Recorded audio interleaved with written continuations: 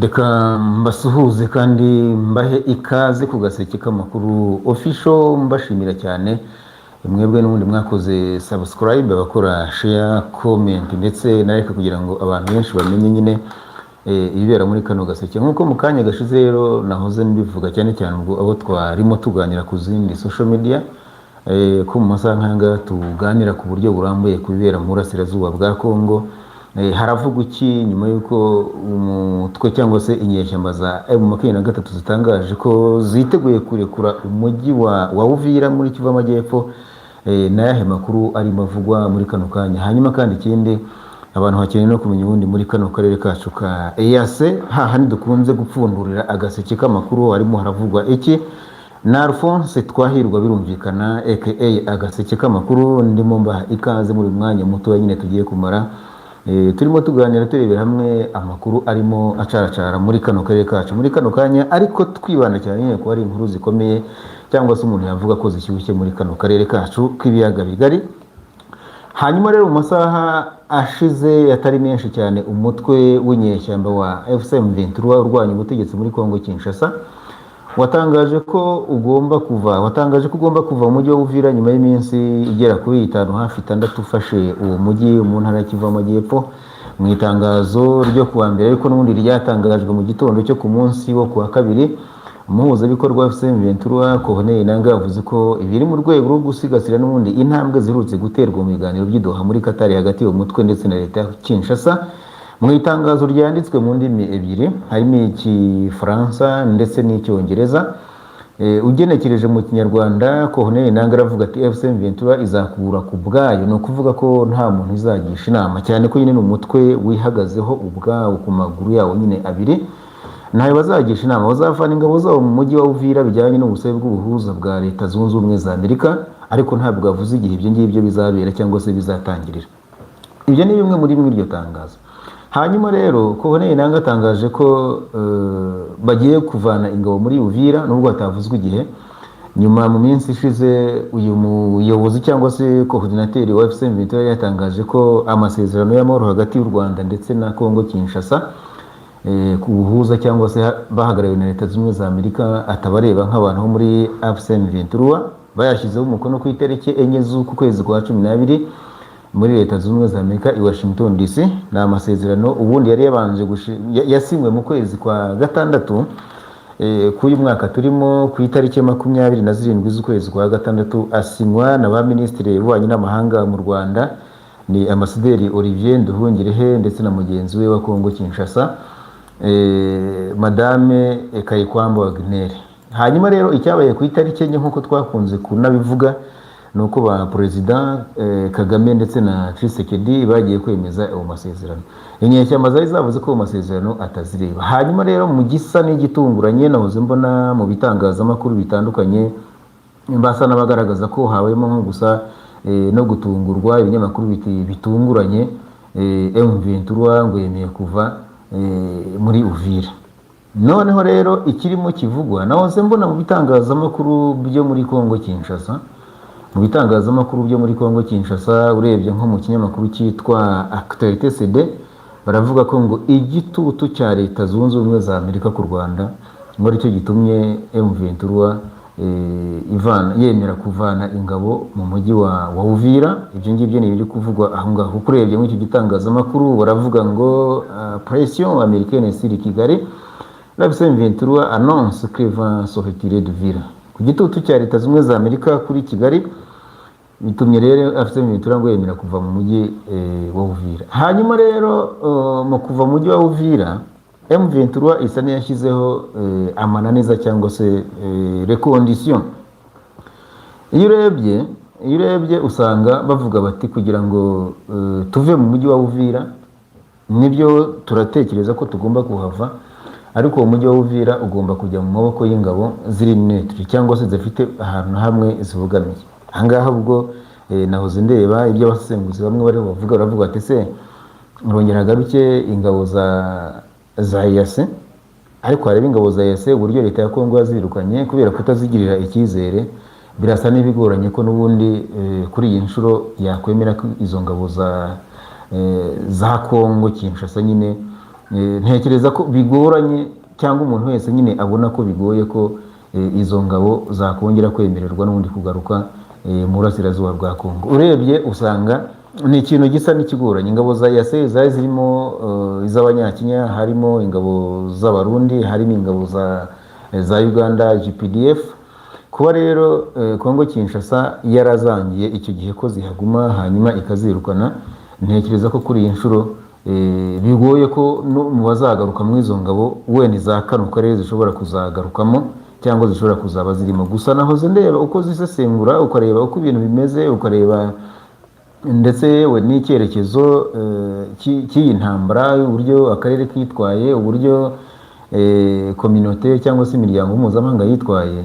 Ntekereza ko ikigaragara cyangwa se ikiriho, umuntu ashobora gusa n'utera igipimo cyangwa se ugiye gutera imetero ku mugane w'abahungu.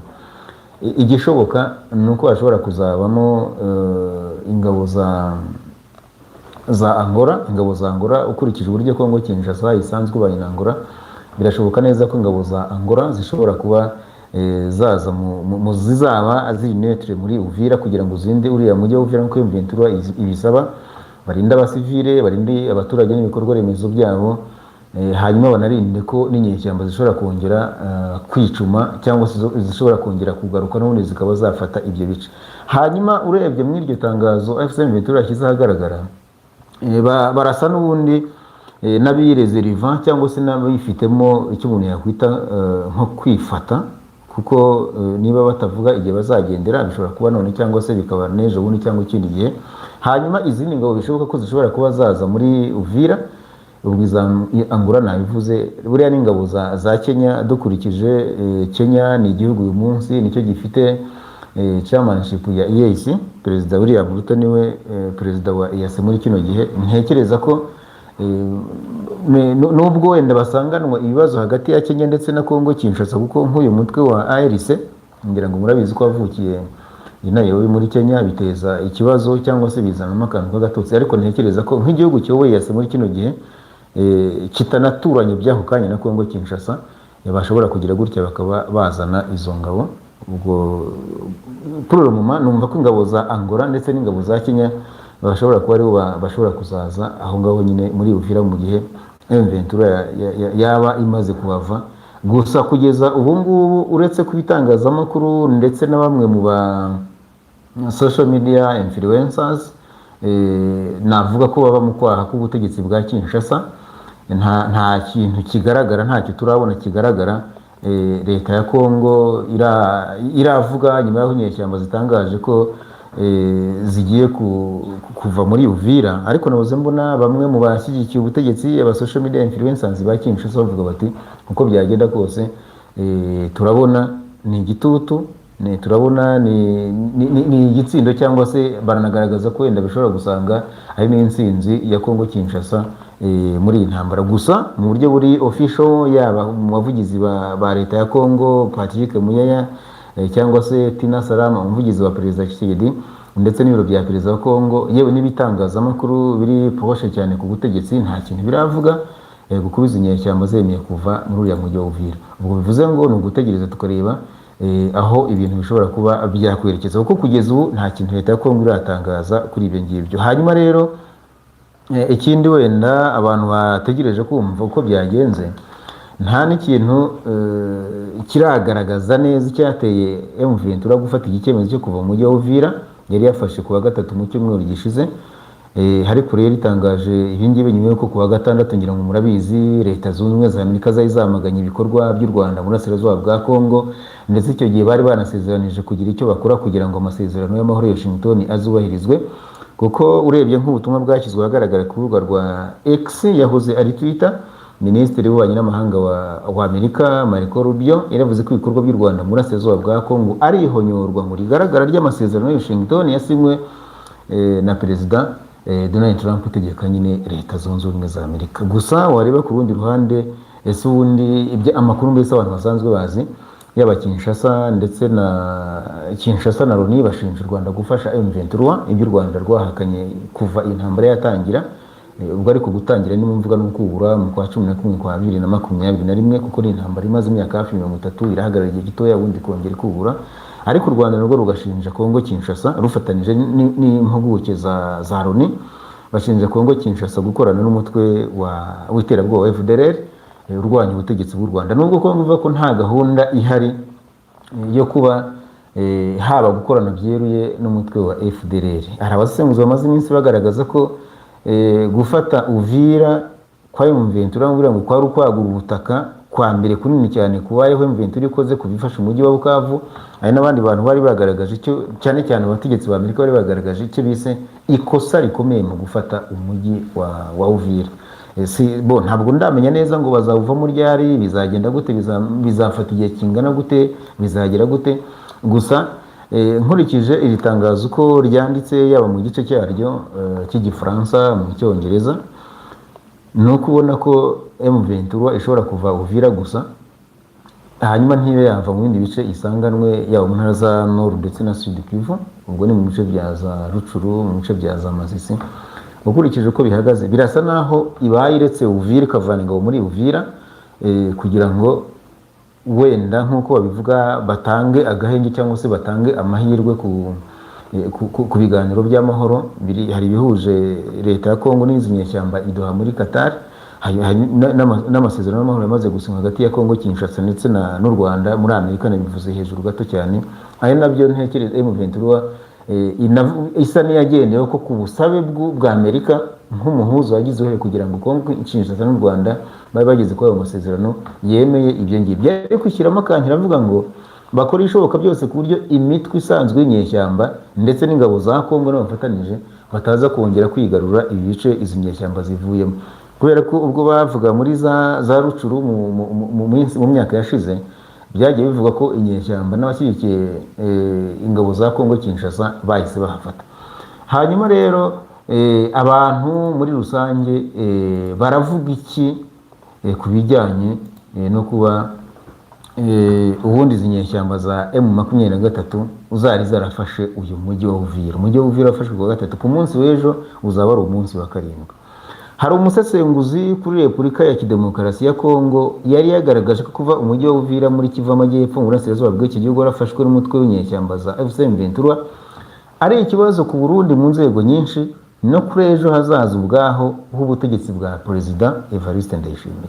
Ngira ngo kuri za social media mwabonye n'abantu basesengura banyuranye, yaba bavuga Ikinyarwanda, bavuga Igiswahili, bavuga Igifaransa n'Icyongereza, magaragaza ko igihugu cy'u Burundi cyasaga n'igishyizwe mu kato. Burundi bwagaragaraga nk'ubushyizwe mu kato, kuko urumva Burundi nta hantu hamwe bwari busigaye buhana imbibi na Kongo Kinshasa. Uyu musesenguzi ati byanze bikunze ni ikibazo ku Burundi mu nzego nyinshi. Mbere na mbere buriya twareba ku rwego rw'ubukungu, kuko buriya Uvira ni wasanga ari nk'inzira ituma business ishoboka mu Burundi.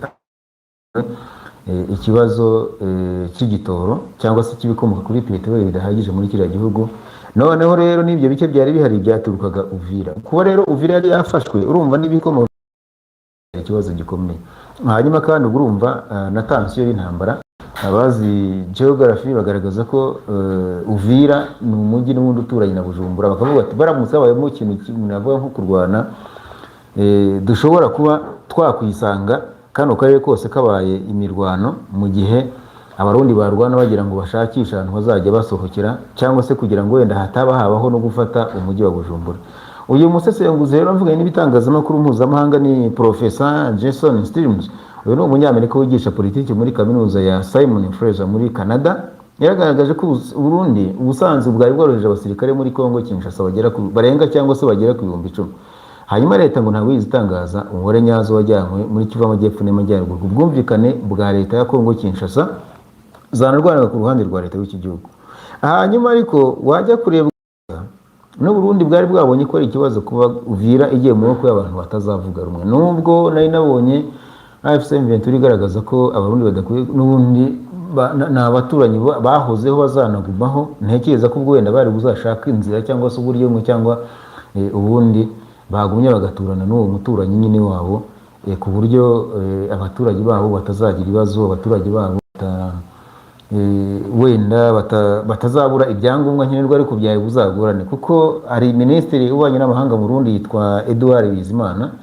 mu minsi ishize yari yabwiye ibitangazamakuru mpuzamahanga nka radiyo ya Faransa RFI mbere gato y'uko ingabo za FC23 zifata Uvira, yari yavuze ko ngo buriya ngira ngo muzi ko FC23 yavuye ati abarundi batuvire mu gihugu, baravuga ati ariko rero niba FC23 ishaka ko ingabo zacu ziva muri Kongo, nivuga na Kinshasa turangizanye amasezerano, kubera ko ni twebwe twaginyizanye n'ubundi twagiranye amasezerano yo kugira ngo tuze muri Kongo, twavuganye n'abarundi na Kongo Kinshasa, ntabwo twavuganye n'inyeshyamba. Hanyuma rero Professor Stevens yari yavuze ko ifatwa rya Uvira riteje ingaruka zikomeye ku Burundi, ngo hari bimwe mu bafatanyabikorwa bakomeye nk'umufatanyabikorwa bakomeye cyane ba Kongo Kinshasa. Ndabibabwiye haruguru gato nyine uburyo ibyinjira mu Burundi byinshi biba byaturutse nyine hariya Uvira. Hanyuma rero wajya kureba ugasanga uko byagenda kose AFC/M23 ishobora kuvuga iti turekuye Uvira, ariko n'ingabo z'u Burundi zikareka kurwana ku ruhande rwa Kongo. Ayo masezerano agahita yirangiza mu nyungu cyangwa se mu buryo bwo kugira ngo amahoro aboneke n'umutekano uboneke. Ariko ubwo byose ntekereza ko bizagenwa n'abantu bazagenwa mu kuzafata mu minwe cyangwa se mu kuzaba n'ubundi bayobora cyangwa se bagenzura uriya mujyi wa Uvira. Bizaterwa n'ingabo zizaba zihari, ariko sintekereza ko ingabo z'abarundi zizajye, bien sûr ubwo n'ingabo z'u Rwanda ntabwo zizajye, mushoboze n'ingabo za Uganda zishobora kutazajye, muri EAC biri likely ko ingabo zishobora kuba zagiye, wenda zaba ari ingabo za Kenya. Tanzania sinzi niba ibibazo ifite bishobora kuba byayemera kuba yajya muri Kongo, na ikibazo cyabo ntabwo kizakunda. Ntekereza ko rero ibi ngibi icyo bivuze bishobora kuba bivuze ko Burundi bushobora kuvana ingabo zabwo i Uvira, mu gihe nayo M23 yakwemera kureka uwo mujyi, ariko no kuwushyira mu maboko y'ingabo ziri neutre zitari iz'abanyekongo, nabwo urumva harimo harazamo indi implication, ari ibindi bintu bidasobanutse aho ngaho. Bivuze ngo byose nibwira ko bishobora kuzateganywa cyangwa se kuzarangizwa n'amasezerano u Rwanda na Kongo bazageraho mu biganiro bibahuje idoha muri Qatar, na cyane ko n'ubundi muri kino cyumweru biramutse nta gihindutse n'ubundi izi mpande zombi zishobora kongera guhura imbere y'umuhuza Qatar kugira ngo baganire muri za ngingo 6 bari bataratangira kuganiraho. Ariko hari n'ingingo twakunze kuvuga mu musesenguzi ko zikomeye cyane cyane nk'ivuga ku bijyanye no kurekura ubutaka bwose AFC/M23 yaba yarimaze kwigarura. Hanyuma kandi ikindi ngo kubarekura ntekereza ko byahita bigabanya na ya tension cyangwa se wa mwuka wari umaze gusa n'ushyira cyane muri kano karere.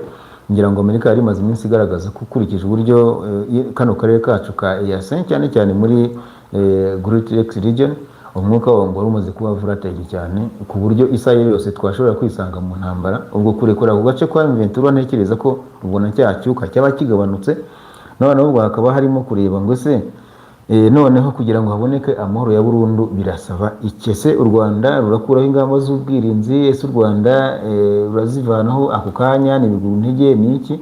Uko nahoze mbona n'abantu bo muri MONUSCO nahoze mbona uyu munsi bahise bagaragaza ko n'ubundi gahunda yo gucyura bamwe mu bahoze mu mutwe wa FDLR bikomeje ngo ari kubacyura ahangaha mu Rwanda. Kuko nahoze mbona nko mu iki gitangazamakuru Actualité CD bafite inkuru ya kano kanya ivuga ngo Est de la RDC MONUSCO a facilité le rapatriement de 80 anciens combattants étrangers affiliés FDLR et une centaine de défendants en procédure de rappel des FARDC à la RDC volontaire.